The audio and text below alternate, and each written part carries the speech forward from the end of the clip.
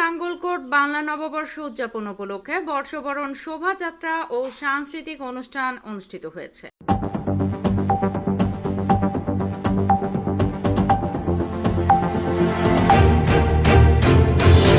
মঙ্গলবার উপজেলা প্রাঙ্গণ থেকে সকাল ৯টায় শোভাযাত্রাটি বের হয়ে প্রধান সড়ক অতিক্রম করে উপজেলা প্রাঙ্গণে এসে শেষ হয়। নাঙ্গলকোট থানা পুলিশের বিশেষ নিরাপত্তায় অনুষ্ঠানটি পরিচালিত হয়।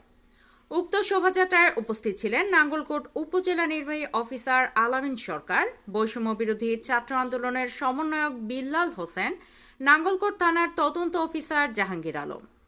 এছাড়াও আরও উপস্থিত ছিলেন উপজেলা স্বাস্থ্য ও পরিবার পরিকল্পনা কর্মকর্তা বেলায়েত হোসেন, উপজেলা কৃষি অফিসার নজরুল ইসলাম, উপজেলা প্রাণী সম্পদ কর্মকর্তা ইমরুল হাসান রাসেল, উপজেলা মৎস্য কর্মকর্তা ইসরাত জাহান সহ আরও অনেক কর্মকর্তা কর্মচারী উপস্থিত ছিলেন। সকাল 10টায় উপজেলা হলরুম পান্তা ভোজনের মধ্য দিয়ে সাংস্কৃতিক অনুষ্ঠান অনুষ্ঠিত হয়। প্রধান অতিথির বক্তব্য রাখেন উপজেলা নির্বাহী অফিসার আলামিন সরকার। সকলকে ধন্যবাদ। আসসালামু আলাইকুম।